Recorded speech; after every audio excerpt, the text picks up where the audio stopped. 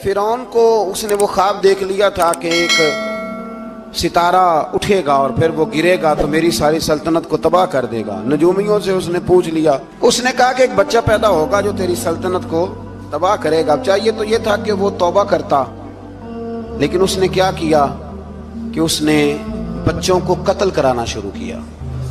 युज़ब्बिहूना अबनाअकुम, ज़िबा करा देता था तुम्हारे बेटों, और बच्चियों को वो जिंदा रखता था। तो हजरत मूसा जब पैदा हुए तो उनकी वालदा ने पता क्या किया, उनको एक संदूक में बंद करके दरिया में बहा दिया। अब दरिया में बहते जा रहे हैं तो माँ थी तो परेशान भी हो गई, उनकी हमशीरा को कहने लगी जरा ध्यान रखना किधर जाते हैं। हजरत मूसा अलैहिस्सलाम दरिया में बहते बहते ना फिरौन ने ना दरिया के किनारे मकान बनाया हुआ था। आपको पता है बादशाहों का ज़ौक होता है, आजकल हमारे जो हुक्मरान हैं उन्होंने उसका नाम फार्म हाउस रखा हुआ है, मेरा फार्म हाउस, और पुराने जमाने में लोग डेरा कहते थे। तो उसने भी इस तरह का फार्म हाउस बनाया हुआ था। वहां पे हजरत मूसा अलैहिस्सलाम तैरते हुए ताबूत के अंदर, संदूक के अंदर जा रहे हैं। फिरौन और उनकी बीवी हजरत आसिया बे औलाद थी, बड़ी तड़प थी बेटे की, वो भी वहां खड़ी थी। संदूक तैरता हुआ आया तो फिरौन ने कहा कि जाओ पकड़ के लाओ, देखो क्या है। जब वो लेके आए ना तो आपकी हमशीरा जो निगरानी कर रही थी परेशान हो गई कि ये तो उसके हाथ लग गए, ये तो अब मार डालेगा। लेकिन जब खूबसूरत और चमकता हुआ बच्चा देखा तो बीबी आसिया कहने लगी ये बनी इसराइल का है ही नहीं, ये तो पता नहीं कहां से बहता हुआ यहां आ गया है, तू ऐसे ही छोड़, ये पता नहीं कहां से यार, रख ना ले, रख ना ले। तो हजरत मूसा अलैहिस्सलाम वो कहने लगा नहीं उन्हीं के हैं, मूसा अलैहिस्सलाम उसी के हैं। तो आसिया कहने लगी तेरे तो सर पे ना बस भूत ही सवार हो गया, हर वक्त वही लोग तुझे याद रहते, ये पता नहीं कहां से बह के आया। अब रख लिया, मान गया फिरौन। आप फिरौन के घर में जो इसलिए बच्चे मरवा रहा था कि मेरी सल्तनत हजरत मूसा पैदा ना हो जाए, तो उसी के घर में परवरिश पाने लगे, उसी के घर में। अब औरतें मंगाई गई दूध पिलाने के लिए, तो हजरत मूसा अलैहिस्सलाम किसी बीबी का दूध नहीं पीते, तो आपकी हमशीरा ना वहीं दाएं बाएं घूमती रहती। तो कहने लगी जनाब आसिया से कि मैं एक बीबी को जानती हूँ, बड़ी साफ सुथरी है, मुझे उम्मीद है ये बच्चा उसका दूध पिएगा। तो फिरौन कहने लगा दौड़ के ला। तो अपनी वालदा को लेके आई तो हजरत मूसा ने फौरन दूध पीना शुरू कर दिया। फिरौन को फिर थोड़ा शक हुआ। एक रवायत यूं भी लिखी है बाज लोगों ने कि फिरौन एक दिन उठाया हुआ था हजरत मूसा की, अभी थोड़ी सी उम्र थी, तो आपने उसकी दाढ़ी पकड़ के तो एक घूंसा दे मारा। जलाली तो शुरू से है ना। तो कहने लगा आसिया तू मान ना मान, ये बच्चा वही है। तो हजरत बीबी आसिया कहने लगी कि तुझे गलत फहमी है, ये वो नहीं है। उसने कहा देखो ना, ये तू उठाती है तो प्यार करता है, और मेरे जब करीब आता है तो इसके लबो लहजे में मैं तलखी महसूस करता हूँ। उसने कहा बच्चों को क्या पता।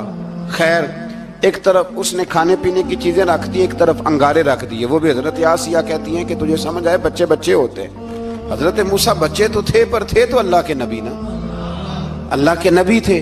जब उसने कहा ना ये बच्चे हैं, तो हजरत मूसा अलैहिस्सलाम बजाए अंगारों की तरफ जाने के, नबी थे वो सीधे खाने पीने वाली चीजों की तरफ बढ़ने लगे। फिर उन कहने लगा आप बता। अल्लाह ताला ने हजरत जिब्रील को भेजा, उन्होंने कहा इधर नहीं जाना, आप उधर जाइए। तो आप आग की तरफ गए और एक कोयला उठा के जुबान पे रख लिया। तो आसिया कहने लगी समझ आई, बच्चे को क्या पता किधर जाना है किधर नहीं जाना, अगर वो इतना ही ख्याल होता, वही बच्चा होता तो आग। और बाद मुफस्सिरीन ने लिखा है ये जो हजरत मूसा दुआ मांगते थे ना, रब्बी शरह ली सदरी व यस्सिर ली अमरी, ये वो आग का अंगारा जब कोयला मुंह में रखा था ना, तो उसकी वजह से जुबान में कुछ लुकनत आ गई। तो आप दुआ करते थे कि या अल्लाह मेरी जुबान की वो बंद गिरा खोल दे, ताकि मैं खुल के फिरौन के सामने बात कर सकूं। वहीं हजरत मूसा पलने लगे, वहीं पले, वहीं जवान हुए, वहीं अल्लाह ने सारी दौलतें दी, बहन भी मिली, माँ भी मिली, और सारे अजीजों का प्यार भी मिला। उसी घर के अंदर अल्लाह ने परवरिश करके फिरौन के जुल्म से बनी इसराइल को निजात अता फरमाई। मूसा फिर फिरौन के घर में पलने लगे, और जब जवान हो गए तो फिरौन के यहाँ जो जुल्म होता था हजरत मूसा उस पर बोल पड़ते थे, जलाल फरमाते। तो फिरौन फिर नाराज नाराज रहने लगा, यहाँ तक कि उसने आपको निकाल दिया آپ تشریف لے گئے وہاں سے. تو حضرت موسیٰ ایک دن شام کے وقت دوبارہ آئے بستی میں، لوگ سوئے ہوئے تھے. تو دو آدمی، ایک بنی اسرائیل میں سے اور ایک فرعون کی اپنی قوم میں سے، وہ دونوں آپس میں جھگڑ رہے تھے. لیکن وہ جو حضرت موسیٰ کی بنی اسرائیل کی قوم کا شخص تھا، اس پر وہ قبطی، وہ جو فرعون کے قریبی لوگوں میں سے تھا، وہ ظلم کر رہا تھا اور بوجھ اٹھانے کی بات کر رہا تھا.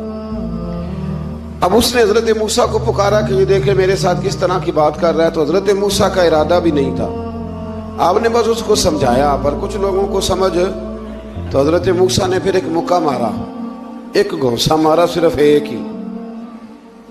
یہ کئی تگڑے اور دلیر اس طرح کے بھی ہوتے ہیں کہ گھونسا ایک بھی برداشت نہیں کرتے. وہ ایک مارا، آدمی دھڑام سے زمین پہ گرا اور ماری گیا. حضرت موسیٰ کا ارادہ نہیں تھا لیکن وہ مر گیا. حضرت موسیٰ علیہ السلام نے اس بات پر اپنے رب سے استغفار بھی فرمائی. قرآن کہتا ہے کہ انہوں نے معافی چاہی کہ اللہ میرا ارادہ نہیں تھا. بہرحال اگلے دن نا حضرت موسیٰ دوبارہ آئے.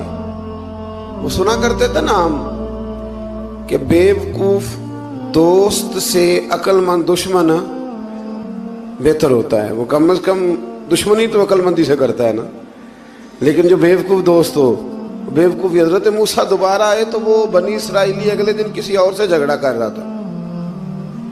پھر اس نے مدد کے لیے پکارا تو حضرت موسیٰ کہنے لگے مجھے لگتا یہ ہے کہ تیری عادت ہے، تو خود بڑا جھگڑالو ہے، تو نے روز نیا جھگڑا شروع کیا ہوتا ہے. حضرت موسیٰ جب اس کی طرف بڑھے نہ ڈانٹنے کے لیے تو اس نے شور کرنا شروع کر دیا. کہنے لگتا ہے جس طرح آپ نے اسے کل قتل کیا تھا مجھے بھی قتل ہی کریں گے. یہ انسانوں کا مزاج ہے کہ آپ جب تک کسی کے طبیعت کے مطابق چلیں گے وہ راضی رہتا ہے، اور ذرا آپ اس کی طبیعت سے ہٹتے ہیں تو وہ شور کرتا ہے. اس نے کہا جی آپ مجھے بھی لگتا ہے ماریں گے. حضرت موسیٰ کلیم اللہ علیہ نبینا علیہ السلام کے بارے میں جب اس نے شور کیا تو بات پھر فرعون کے دربار تک گئی. وہ تو پہلے ہی بہانہ تلاش کر رہا تھا. اس نے کہا ڈھونڈو، پکڑو اور معاذ اللہ شہید کریں گے. کسی نے آ کے خبر دی کہ آپ جہاں سے ہجرت کر جائیں، اس لیے کہ آپ کے لیے یہاں حالات درست. اور بھائی یہ چھوڑ دیا کریں بات کہ فلاں آدمی کے حق میں فلاں جگہ حالات کیسے خراب ہوئے. تو نبی کریم علیہ السلام مکہ چھوڑ کے کیوں آئے؟ حضرت موسیٰ علیہ السلام نے ہجرت کیوں فرمائی؟ یہ ایک ایسی عجیب بحث ہے جس کو لوگ بلا وجہ چھوڑ دیتے، بلا وجہ چھیڑ دیتے ہیں. اور بالخصوص ایک خاتون نے ایک دفعہ مجھے پیغام دیا تو میں بڑی اس کی بات سن کے مجھے عجیب لگا. وہ کہنے لگی کہ دوسری جگہ میری شادی ہوئی ہے، مجھے طلاق ہو گئی تھی، تو مجھے ایک تانا روز سننے کو ملتا ہے تو اتنی اچھی ہوتی تو وہاں نہ رہ لیتی. بھئی یہ کوئی تانے والی بات ہے؟ کوئی ضروری ہے کہ بیوی غلط ہوتی ہے تو طلاق ہوتی ہے؟ اللہ کے محبوب علیہ السلام کی 2 صاحبزادیوں کو ابو لہب کے 2 بیٹوں نے طلاق بھیج دی تھی. کس کی غلطی تھی؟ تو آپ کیا کہہ سکتے ہیں یہاں کیوں طلاق؟ تو اتنی جلدی بات تھوڑی کر دیں گے آپ، تھوڑی احتیاط فرمائیں بولنے میں. تو حضرت موسیٰ علیہ السلام وہاں سے نکلے اور آپ مدین کی طرف چلے گئے. مدین وہ علاقہ تھا جہاں فرعون کی حکومت کوئی نہیں تھی.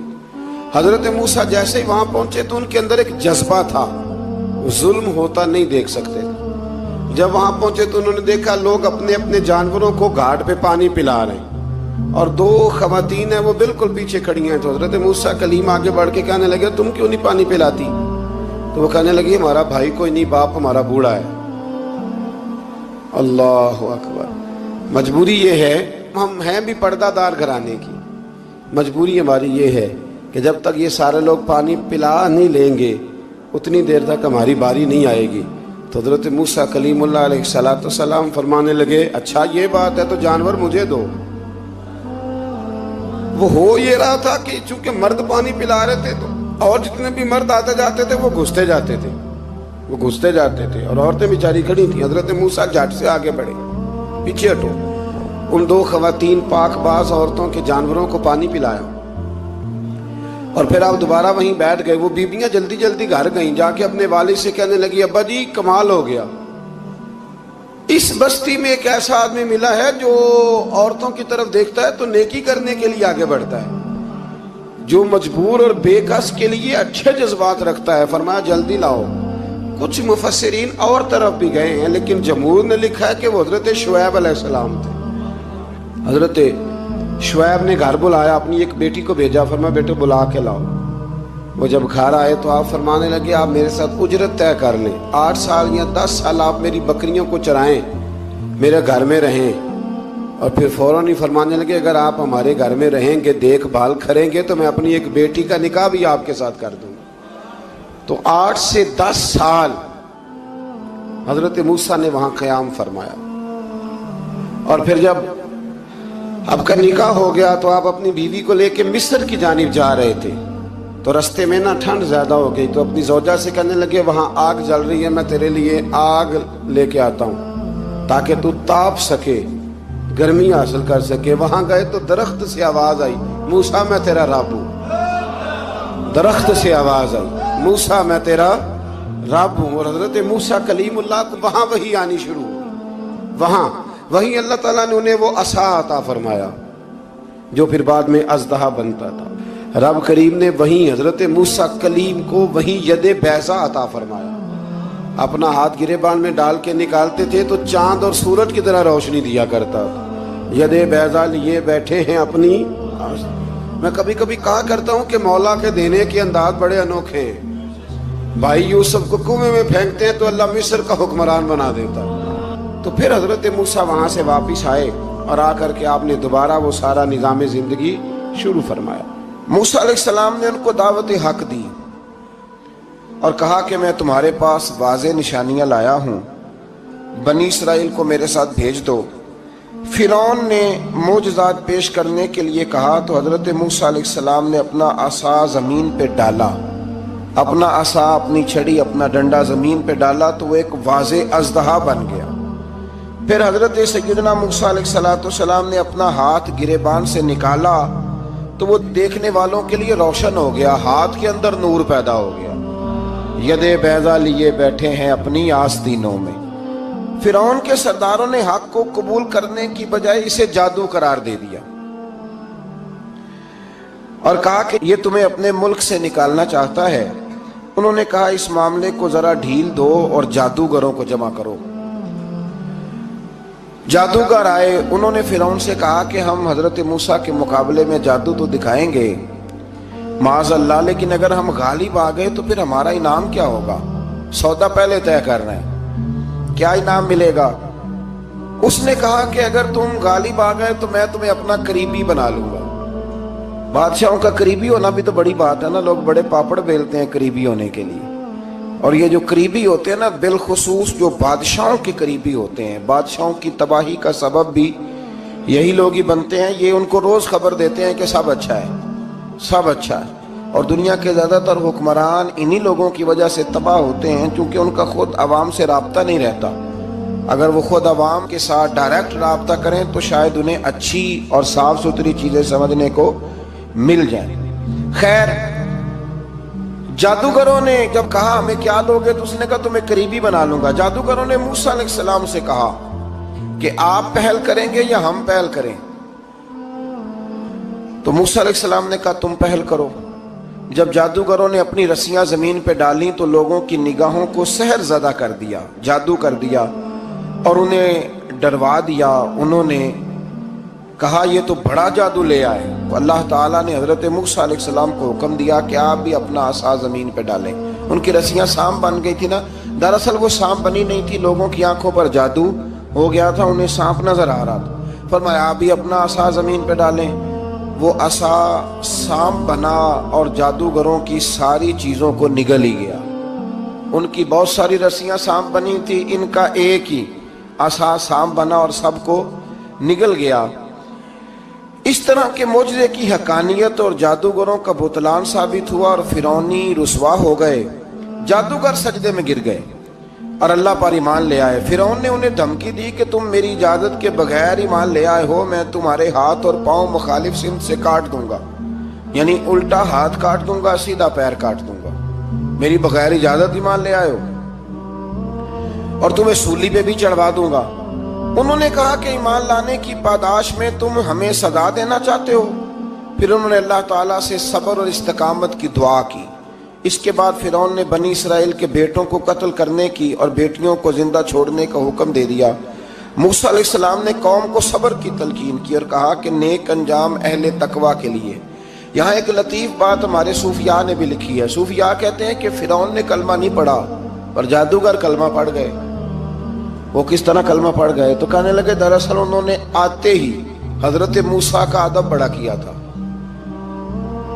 جادوگر حضرت موسیٰ کے مقابلے میں آ کے بھی ان سے کہتے ہیں کہ رسیاں آپ پہلے ڈالیں گے کہ ہم ڈالیں، آپ اصحاب پہلے رکھیں گے کہ ہم رکھیں؟